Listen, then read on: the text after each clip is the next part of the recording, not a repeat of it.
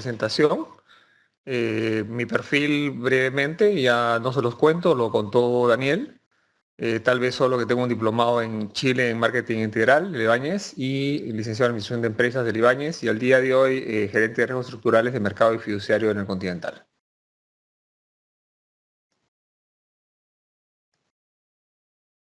El tema que he querido buscar hoy en día, y creo que engarza bien con lo que habló ayer el profesor Zamudio, es la visión que hay en el Perú vinculada a la apreciación del dólar o la depreciación y la volatilidad, si es una oportunidad o riesgo y sobre todo cómo entenderlo.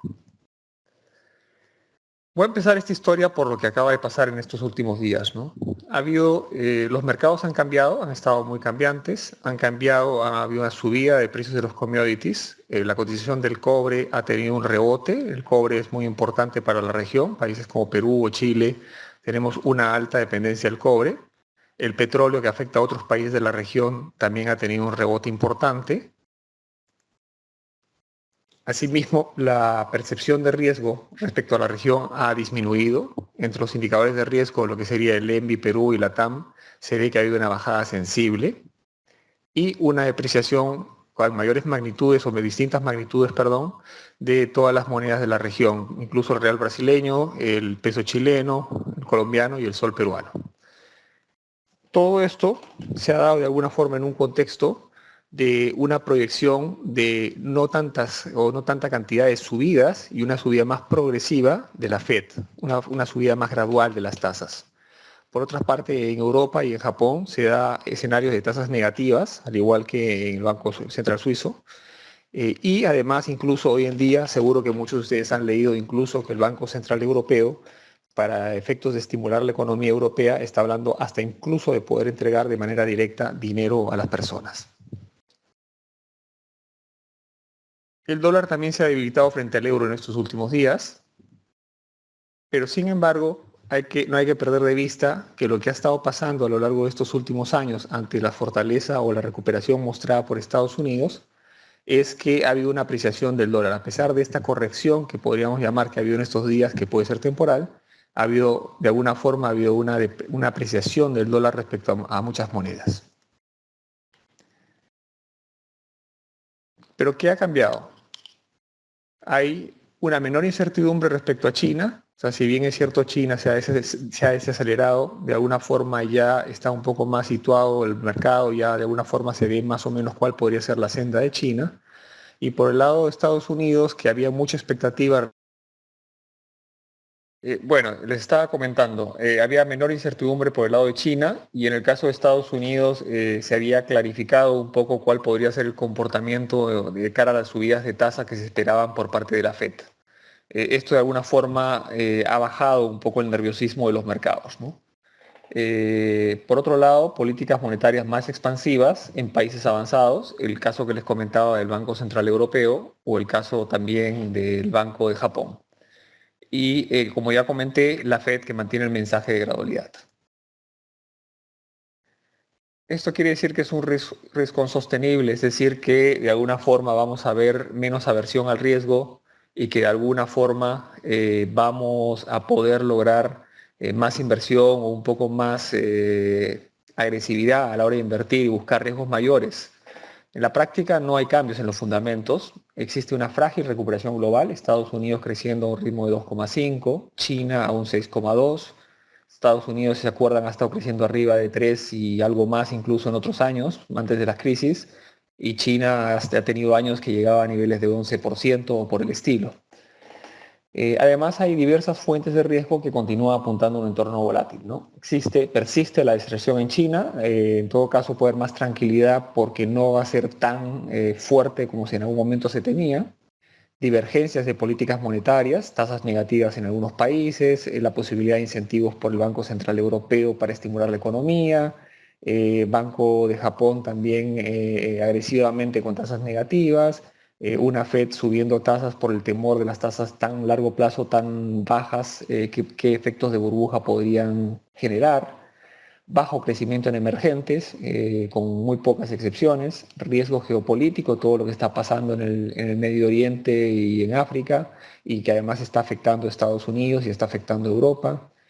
poco espacio para políticas de estímulo adicionales frente a una nueva crisis. O sea, los bancos centrales en muchos casos están tan jugados a nivel de estímulo que ante una nueva crisis tienen poca capacidad de gestión si se llegase a dar. Sin embargo, las previsiones se mantienen. O sea, las previsiones que se tienen respecto a la cotización del cobre es una subida gradual, paulatina y no muy pronunciada. Los fundamentales, en el caso nuestro de Perú, de alguna forma para el tipo de cambio hacen que también se mantenga, a pesar de las volatilidades o los movimientos fuertes de estos últimos días y la apreciación del sol de estos últimos días. La previsión para este cierre de este año es una previsión de largo plazo, no quiere decir que el 31 de diciembre va a ser ese el valor, pero se prevé que esté entre 3,60 y 3,65. Una mejora en el PIB, es cierto, 3,4 en enero, pero soportada básicamente en segmentos extractivos, con contracción en construcción y en manufactura no primaria, y el consumo que ralentiza su crecimiento. Previsión para este año, por el caso peruano, de 3,6. Y en general, casi toda la región con previsiones a la baja, con alguna excepción también. Perú, básicamente, no ha habido cambios en la previsión, y en el caso de año siguiente, una subida, y la mayoría de países con un sesgo a la baja. ¿Qué es lo que pasa en el caso peruano? Tenemos ahí un tema de expectativas de inflación desalineadas, que no es el único caso, también es el caso de Colombia y alguna otra economía, en la cual cuando vemos cuáles son las expectativas a un año vista y a 2 años vista, vemos que están por encima del rango meta. Esto de alguna forma ha llevado a que hayan medidas, como también está pasando en otros países por parte de los bancos centrales de la región, de subidas de tasa de referencia o tasa de interés en moneda local. La de referencia por el lado de la roja, y cómo esto de alguna forma lo que busca es transmitir a la tasa activa y pasiva, ¿no? Que acá vemos también en la senda cómo está transmitiendo la tasa en la activa y en la pasiva a plazos de 6 a 1 año, en el caso de la pasiva, y en corporativa la tasa activa preferencial a 3 meses para préstamos, cómo está transmitiendo la tasa en soles. ¿Qué se piensa? Que el BCR haría una pausa para evitar más adelante alza brusca de tasas de referencia en términos reales. Es decir, si es que la inflación empieza a ceder y estas subidas de tasa lo que buscan es que haya de alguna forma una tasa real positiva y que no se quede rezagada respecto a la inflación. Si la inflación de los niveles de 4 y poco que está empieza a ceder, y lo podría pasar en otros países de manera similar, evidentemente, si la subida fue muy agresiva, el problema sería que la tasa real quedaría muy desmarcada de la tasa de inflación.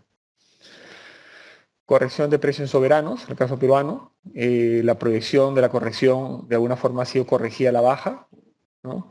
¿Por qué? Tasas de inflación más bajas en el corto plazo, desaceleración de China, riesgo más acotado de que sea pronunciada, ya lo hemos comentado, y un tono más expansivo en política monetaria de economías avanzadas, excepto la Fed, que está más cauta, ¿no?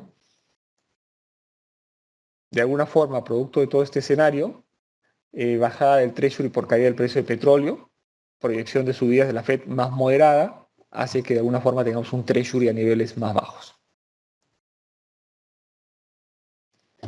En ese entorno, en la realidad peruana, la mirada y de algunos países, pero particularmente la peruana, va muchas veces hacia el dólar. Y si bien esto es una reflexión respecto a la realidad y manera de pensar de Perú, es una reflexión que es extrapolable a otras realidades, y desde el punto de vista de comprensión del riesgo a la hora de invertir o a la hora de hacer coberturas, es importante tenerlo en cuenta, ¿no?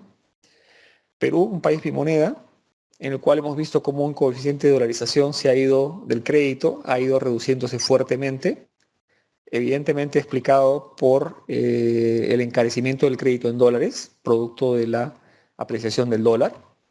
Se puede ver en este cuadro cómo a septiembre, que estábamos en un 34,18, y cómo se ven los puntos de inflexión, cómo el crédito directo en dólares va subiendo, y a partir de más o menos mediados del 2014 empieza a bajar, y a esto, aparte del efecto del tipo de cambio, se suman una serie de medidas del Banco Central, en el caso peruano específicamente. Durante ese periodo los agentes estuvieron cortos al dólar, mientras que hubo más o menos, y no sé, eventualmente no se ve del todo perfecto en esta gráfica, pero de alguna forma estuvo en una banda entre el 2012 y el primer semestre de 2014, relativamente estable y calmo el tipo de cambio en el caso PEN dólar.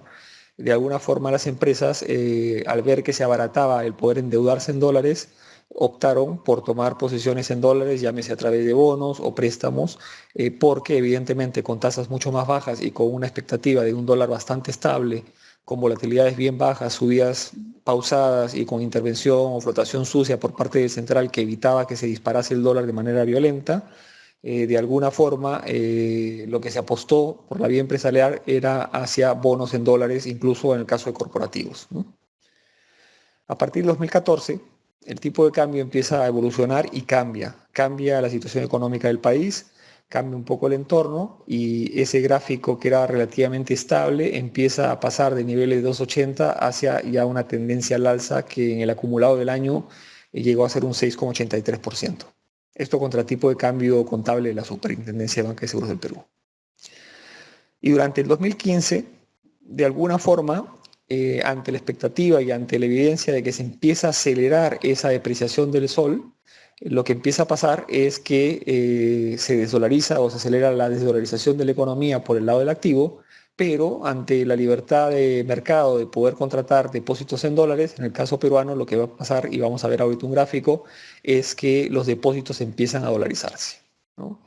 Lo que les comentaba hace un rato, el efecto que producen algunas entidades que habían apostado a endeudarse en dólares ante la menor tasa en dólares y la estabilidad de la moneda, efectos de tipo de cambio, en este ejemplo de 46 millones de soles, producto de estar endeudado en dólares sin ningún tipo de cobertura. Y como vemos por este lado, en lo que es país y moneda, por el lado de depósitos por moneda, como un poco el efecto contrario se da por el lado de los depósitos, en los cuales llegamos a un ratio de septiembre de un 54,1 a septiembre de 2015, en el cual vemos como moneda extranjera, si bien es cierto, va subiendo y la parte de soles se empieza a estancar y a estabilizar de alguna forma. Pero, y un poco la idea de esta presentación y la reflexión sobre los factores de riesgo es retomo en el cambio que estaba comentando y en todo este nuevo escenario en el cual había una Fed que de alguna forma ya se veía que eran más pausadas las subidas de tasas, una economía americana un poco más estabilizada, con un poco más de claridad y menos nerviosismo respecto a su desenvolvimiento, una China con una desaceleración ya definida, pero no tan acelerada o no tan virulenta como se podría haber pensado, medidas de estímulo a nivel del Banco Central Europeo, medidas de estímulo en Japón. Ante este nuevo escenario, lo que empieza a suceder es lo que veíamos al comienzo. Empieza a haber una apreciación de las monedas de la región y en el caso peruano estamos hablando de que en el primer trimestre del año ha habido una apreciación de 1,79 y solo en el mes de marzo ha habido una apreciación del sol del orden del 4%. Todo caso, y eso es una reflexión general, en el caso peruano, las inversiones en dólar, que son las preferidas del público, sobre todo cuando, tenemos muy poca temor o muy poca percepción de riesgo respecto al dólar, hay que tener en cuenta lo siguiente. Si podemos ver en este cuadro, cuando uno saca una serie histórica y el promedio y la desviación estándar y luego en base a eso con un nivel de confianza del 95 analiza la volatilidad, estamos hablando que en el periodo 2012 a 2016 la volatilidad del tipo de cambio PEN dólar fue del orden del 6%. Si analizas ese mismo periodo entre el 2013 y 2014, que si recuerdan la rentabilidad estuvo en torno a un 6%, estamos hablando que esa volatilidad fue de un 5,12%. Por último, si analizamos el año maravilloso del 14% de apreciación del dólar, aquellos que invirtieron en dólares, un 14% de apreciación, la volatilidad fue de un 6%. Sin embargo, cuando ya vemos lo que ha pasado en lo que ha empezado este primer trimestre de este año, la volatilidad en este periodo ha sido de un 12% anualizada. Si bien es cierto, probablemente la serie es un poco corta como para hacer esa proyección, pero de alguna forma lo que se ve es que ha habido periodos mucho, en este corto tiempo, estos 3 meses, ha habido volatilidades muchísimo más elevadas que las acostumbradas, probablemente en alguna medida explicada ante el cambio de escenario que ha permitido que el tipo de cambio, el sol, se aprecie respecto al dólar, cosa que de alguna forma apoya lo que busca el Banco Central de cara a rebajar la inflación y bajar las expectativas de inflación. Entonces, evidentemente el central, a diferencia de las subidas, que tiene fuertes incentivos a intervenir, a hacer una flotación sucia para suavizar la volatilidad, en el caso de las bajadas tiene mucho menos incentivos a intervenir para suavizar la bajada. Adicionalmente, un mes típico en el cual el dólar se ve afectado, que es marzo con el pago de tributos y además el tema de pago de dividendos, ¿no? Entonces, una reflexión, estamos hablando de que en este año realmente el que invirtió o el que siguió en dólares respecto a la ganancia que había hecho el año pasado, estamos hablando de que ha retrocedido un 1% y si es que la volatilidad sigue como está y pudiera haber bajadas, tiene un potencial de bajada bastante fuerte respecto a la rentabilidad que está obteniendo. Por ende, el factor de riesgo, tipo de cambio, una cosa que no se tiene internalizada, tipo de cambio, lo que son acciones, son factores de riesgo con muy alta volatilidad. Y eso hay que tenerlo presente. Perú, particularmente la moneda PEN dólar, tiene una volatilidad relativamente baja en términos comparativos con la región. El PEN, el COP dólar es mucho más volátil. El peso chileno contra el dólar es muchísimo más volátil. El mismo peso mexicano contra el dólar es mucho más volátil que el caso del sol peruano y estamos viendo que las volatilidades, diciendo ya que por la intervención del Banco Central la volatilidad que experimenta el sol contra el dólar es mucho más baja, incluso que la que hay entre euro y dólar, aún así vemos una exacerbación de la volatilidad en el caso de la moneda local. Por lo tanto, es importante siempre tener presente, un poco tener una mayor noción de que existe un riesgo. Es necesario, por lo tanto, diversificar. La diversificación siempre es buena. Y invertir en un solo activo tan volátil con horizontes de corto plazo puede terminar saliendo muy mal. O sea, definitivamente aquellas personas que han entrado recientemente o hacia principios de año a invertir dinero de corto plazo que pronto van a tener que disponer de él para poder invertir, definitivamente hoy en día están ante una situación un poco compleja porque ese dinero de alguna forma no te posibilita sacarlo sin realizar una pérdida, ¿no? Y esa es un poco la reflexión que quería hacerles.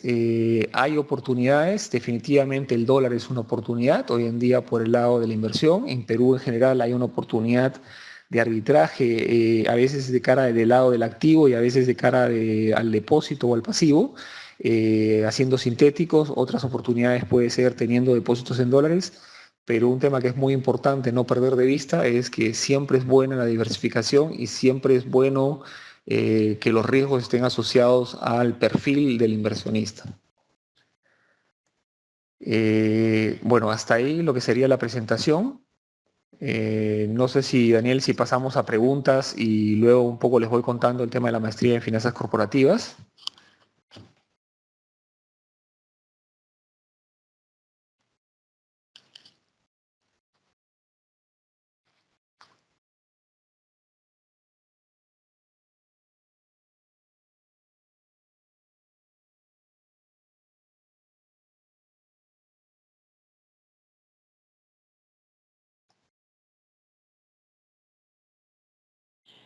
A ver, si hay en estos momentos preguntas de parte de los amigos que se encuentran en el aula, preguntas con respecto a la ponencia que acaba de brindarnos en estos momentos el profesor Werner, por favor la pueden hacer sin ningún problema en el chat, que el profesor Werner gustosamente y amablemente las va a responder.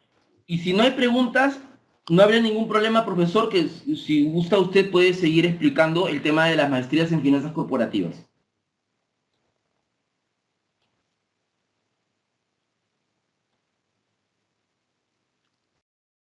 Bueno, si no hay preguntas, sigo avanzando y en todo caso, igual si es que a alguien se le surge una pregunta conforme avanzo, no hay problema, la puede hacer y en todo caso con gusto se la respondo. Nada, solo invitarlos a que se incorporen a la maestría en finanzas corporativas de la UPC. Eh, bueno, la maestría en finanzas los va a ayudar a profundizar lo que son conocimientos en la... A ver, perdón, hay una pregunta, voy a interrumpir, perdón, para ir respondiendo en todo caso. Víctor Manarelli pregunta que cómo se usa la tasa de referencia en función a las otras tasas. O sea, lo que se busca es, con la tasa de referencia, básicamente lo que se busca es que el banco tiene una tasa de referencia que le permite invertir a un cierto valor. Por ejemplo, si yo le puedo entregar al Banco Central, que sería un riesgo cero, o sea, un riesgo desde el punto de vista de crédito cero o alguna tasa libre de riesgo, 4,25, lo que va a suceder es que, de alguna forma, si es que un agente me viene a pedir dinero, evidentemente, si es que quisiese ese agente pretendiese solo pagar 4,25, el banco va a preferir entregarle el dinero al Banco Central, que es libre de riesgo, antes que a un agente que sí tiene riesgo de crédito, ¿no? Entonces, básicamente lo que haces es, al tú tener una alternativa libre de riesgo mejor remunerada, tú exiges, evidentemente, que la remuneración que te entregue el agente que va a recibir un préstamo de la entidad sea mayor y de alguna forma esté incorporado el riesgo más los costos de encaje en la tasa que este agente te retribuya. Esa es la manera como la cual por el lado del activo se estaría reflejando, que era la curva que veían ascendente. Por el lado del pasivo, como al final eso forma parte de un costo, hay encaje evidentemente, y yo tengo también una capacidad en el extremo de, si es que no lograse colocarla a ningún agente, colocarla contra el Banco Central, de alguna forma, en base a ese costo de oportunidad, también lo que se hace es, según cuál sea la estrategia, si esté más sesgada hacia el activo o hacia el pasivo, eventualmente cargarle parte del costo del encaje a la parte pasiva, con lo cual estaría por debajo de la tasa de referencia si el encaje es fuerte en términos de costo, y eso sería lo que estaríamos remunerando por el lado de la tasa, pasiva, ¿no? Esa es un poco la forma de transmisión. Espero haber aclarado un poco la duda. La idea es, la maestría en finanzas corporativas les permitiría profundizar en conocimientos desde el punto de vista de análisis financiero, control presupuestal, inversiones en mercados financieros. La idea es desarrollar el rol de director financiero CFO en organizaciones de alta exigencia.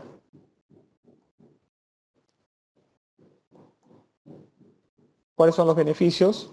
El modelo educativo que combina teoría y aplicación, integrando herramientas y liderazgo, base teórica, en base a la coyuntura global, formación de excelencia financiera internacional, el staff de profesores, horarios adecuados a la vida profesional, preparación para la certificación CFA y Bloomberg, semanas internacionales, tal vez resaltar, está Silicon Valley, Beijing, China, y también una semana intensiva, la opción de una semana intensiva en Harvard. Entiendo, y Romina me corriges, que esto es optativo. Y además una doble certificación por la universidad, por la UPC y también por EOI, ¿no? Temas de empleabilidad, o sea, como 8 de cada 10 egresados han logrado ascensos laborales, profesionales. Y básicamente eso sería. No sé si hay alguna pregunta adicional, alguna cosa que les gustaría que se aclare, sea bien de la maestría o sea bien de la presentación.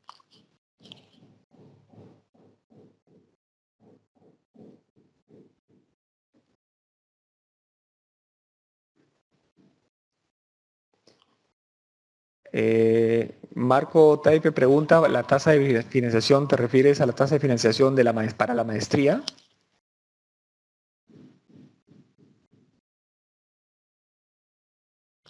Honestamente, Marco, no lo tengo a la mano. No está dentro de...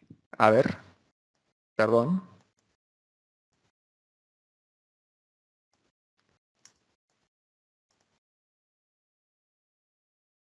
No.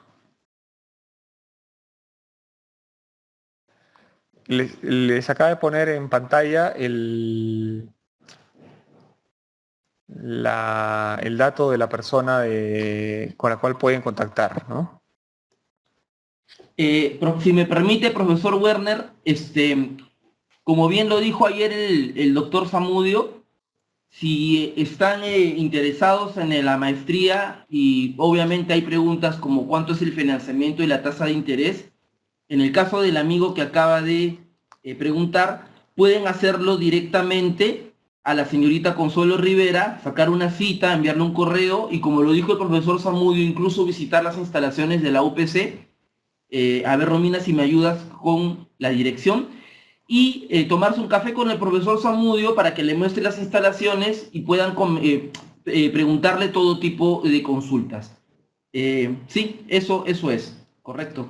Me silencio, profesor, para que pueda continuar.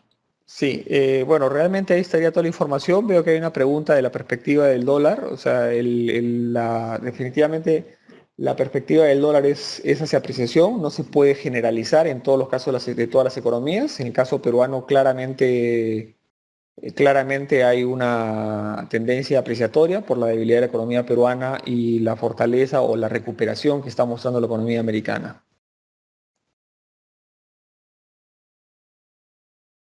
Evidentemente lo que dicen es correcto. Si se aprecia mucho, las importaciones de Estados Unidos se van a encarecer. Eso tiene distintos problemas. Incluso hay mucho insumo que viene importado y evidentemente va a haber un efecto por ese lado. Por eso es que comentaba que cuando la apreciación es muy fuerte y cuando de alguna forma le preocupa más al Banco Central, hay un poco más de intervención, intenta suavizar, no necesariamente controlar el tipo de cambio. Es distinto, su actuar ha sido distinto cuando hemos estado hablando de la dirección contraria en la cual el que se apreciaba era el sol. Ahí la pregunta de Marco o Taipe. Yo he visto algunos cursos localmente, no te podría dar referencias específicas.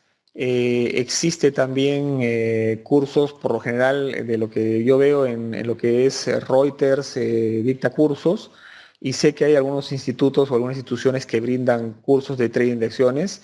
No tengo la información a la mano, honestamente.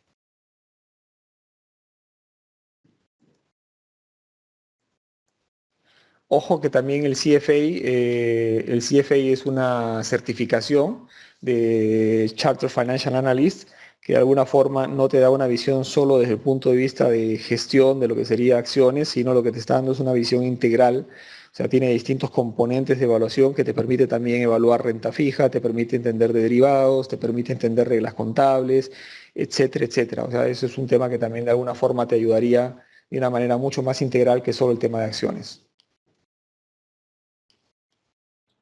Profesor Werner, no sé si llega a leer una pregunta que hace acá un amigo que dice ¿qué ventajas tiene esta maestría frente a otras universidades? Sí, entiendo que el link que ha puesto Romina apunta a esa respuesta.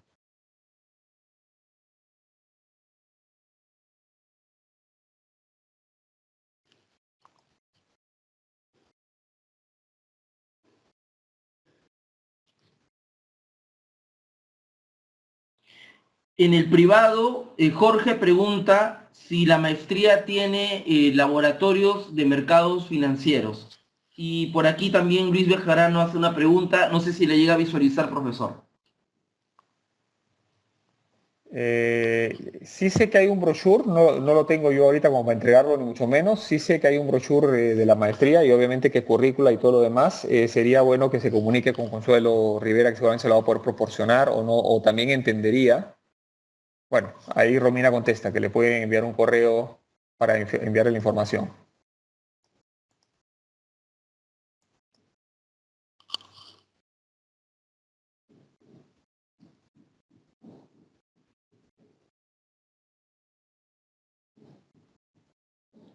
Bien, a los amigos que se encuentran en el aula, si alguien tiene alguna pregunta más, por favor, favor formularla.